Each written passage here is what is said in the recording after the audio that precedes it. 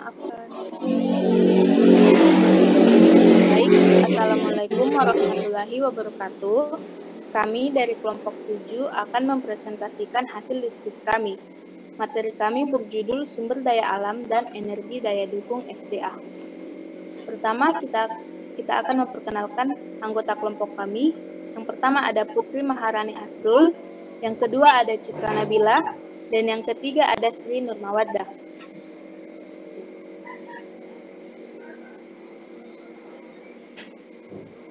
Pertama, kita akan membahas pengertian sumber daya alam atau SDA. Sumber daya alam adalah semua kekayaan bumi, baik biotik maupun abiotik, yang dapat dimanfaatkan untuk memenuhi kebutuhan manusia dan kesejahteraan manusia. Contohnya, ada tumbuhan, hewan, udara, air, cahaya matahari, dan lain-lain. Pada dasarnya, alam mempunyai sifat yang beraneka ragam, namun serasi dan seimbang.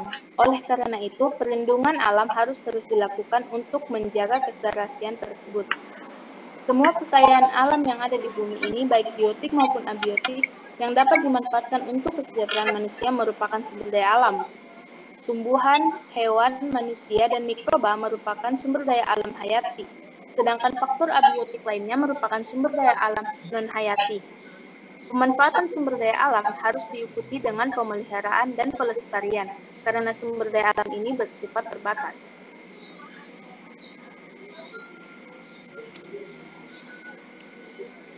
Selanjutnya kita akan membahas manfaat sumber daya alam atau SDA. Yang pertama, manfaatnya sebagai sumber energi dan bahan bakar. Contohnya itu minyak bumi. Yang kedua, sebagai pembangkit listrik. Misalnya minyak bumi dan sinar matahari. Yang ketiga, untuk memenuhi kebutuhan manusia dan hewan. Contohnya hewan dan tumbuhan. Yang keempat, sebagai tempat tinggal. Contohnya pepohonan. Dan yang kelima, untuk menjaga keseimbangan alam. Yang keenam, untuk menyuplai oksigen yang dihasilkan oleh tumbuhan. Yang ketujuh, sebagai cadangan devisa negara. Selanjutnya akan dilanjutkan oleh teman kelompok saya, Putri. Assalamualaikum warahmatullahi wabarakatuh. Perkenalkan, nama saya Putri Maharani. Saya akan melanjutkan materi. Jenis-jenis sumber daya alam. Yang pertama, sumber daya alam berdasarkan sifatnya.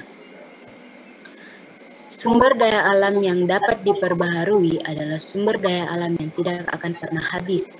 Contohnya, air, udara, matahari, tumbuhan, dan lain-lain. Yang kedua, sumber daya alam yang tidak dapat diperbaharui. Karena jumlah sumber daya alam ini sangat terbatas.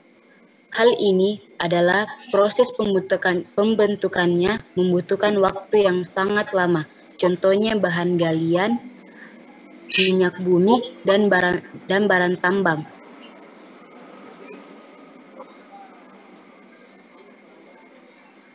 Yang kedua, sumber daya alam berdasarkan jenisnya.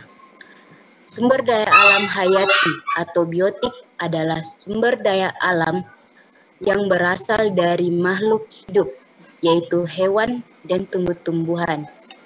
Sumber daya alam hayati dibedakan menjadi dua, yaitu sumber daya alam hayati, contohnya hewan yang berasal dari hewan seperti telur, daging, ikan, dan lain-lainnya. Yang kedua, sumber daya alam nabati adalah sumber daya alam yang berasal dari tumbuh-tumbuhan, dan sumber daya alam ini termasuk penyusun utama dari rantai makanan. Sumber daya alam non-hayati atau abiotik adalah sumber daya alam yang berasal dari benda-benda mati seperti tanah, air, udara, sinar matahari, dan hasil tambang. Yang ketiga, sumber daya alam berdasarkan kegunaannya. Sumber daya alam penghasil bahan baku adalah sumber daya alam yang dapat digunakan untuk menghasilkan benda atau barang lain sehingga memiliki nilai tinggi. Misalnya, hasil hutan, hasil pertanian, barang tambang, dan lain-lainnya. Yang kedua, sumber daya alam penghasil energi. Sumber daya alam penghasil energi adalah sumber daya alam yang dapat menghasilkan atau memproduksi energi demi kepentingan manusia di muka bumi ini. Contohnya, ombak,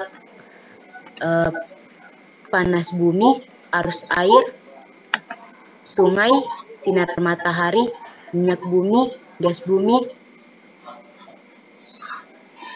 dan lain-lainnya. Saya akan memberi kesempatan kepada teman yang lainnya. Silakan Citra Nabila. Baik, materi selanjutnya kita akan membahas pengelolaan sumber daya alam. Pengelolaan merupakan upaya yang tersusun secara sistematis dan terpadu yang dilakukan dan bertujuan untuk melestarikan fungsi lingkungan hidup dan sumber daya alam, serta dapat mencegah terjadinya kerusakan dan atau pencemaran lingkungan hidup. Pengelolaan dan pemanfaatan sumber daya alam secara bijaksana dapat dilakukan dengan konservasi. Konservasi sumber daya alam adalah pengelolaan sumber daya alam yang pemanfaatannya dilakukan secara bijaksana untuk menjamin kesinambungan persediaannya dengan tetap memelihara dan meningkatkan kualitas keanekaragaman nilainya. Konservasi ini dapat dilakukan dengan kegiatan pertama, mengurangi penggunaan atau reduce. Yang kedua, menggunakan kembali atau reuse. Lalu mendaur ulang atau recycle sumber daya alam.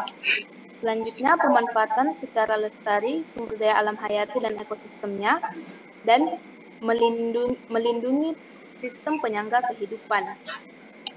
Konservasi sumber daya alam terkait dengan pengelolaan lingkungan yang termasuk dalam Undang-Undang Republik Indonesia Nomor 32 Tahun 2009 tentang pengelolaan lingkungan hidup, yaitu upaya sistematis dan terpadu untuk melestarikan fungsi lingkungan hidup, meliputi kebijaksanaan 6P. Selanjutnya materi akan dibawakan oleh teman saya Sri Nurmawadah. Baik, saya akan melanjutkan materi tunggu. Baik, saya akan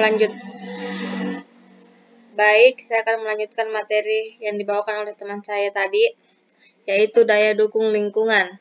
Daya dukung lingkungan diartikan sebagai kemampuan lingkungan untuk mendukung kehidupan manusia, atau daya dukung lingkungan singkatnya adalah dapat diartikan sebagai kemampuan lingkungan untuk mendukung kehidupan manusia. Keberadaan sumber daya alam di muka bumi ini tidak tersebar merata sehingga daya dukung lingkungan pada setiap daerah akan berbeda-beda. Daya dukung lingkungan ditentukan oleh banyak faktor, baik faktor biofisik maupun sosial, budaya, ekonomi.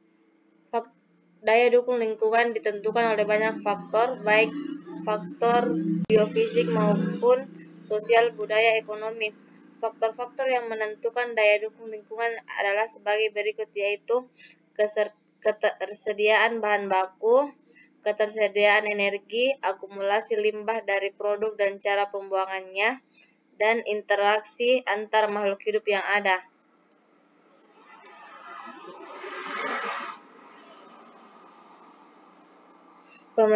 Pemeliharaan dan pengembangan lingkungan hidup harus dilakukan dengan cara yang rasional, antara lain sebagai berikut. Yang pertama, memanfaatkan sumber daya alam yang dapat diperbaharui dengan hati-hati dan efisien. Yang kedua, menggunakan bahan pengganti. Yang ketiga, mengembangkan metode penambangan dan pemprosesan yang lebih efisien serta dapat didaur ulang. Yang keempat, melaksanakan etika lingkungan dengan menjaga kelestarian alam. agar pemanfaatan ruang di suatu wilayah sesuai dengan kapasitas lingkungan hidup dan sumber daya. Alokasi pemanfaatan ruang harus mengindahkan kemampuan lahan, perbandingan ketersediaan dan kebutuhan akan lahan dan air di suatu wilayah menentukan keadaan surplus atau defisit dari lahan dan air untuk mendukung kegiatan pemanfaatan ruang.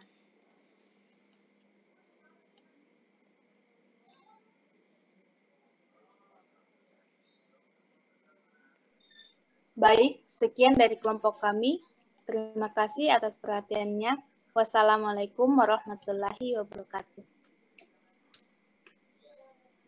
Sudah nih. Begitu, Mika. Masih HP sambil kuliah. Astaga. Apa? 13 detik menit, 13 menit. Kenapa? Kirim kibeng hasilnya buat Dana. Nah, tapi Iya, belum Fitri potong-potong deh, berbelit-belit ke cara aku bicara. Lagi di crop. Tunggu pena aku kirimnya.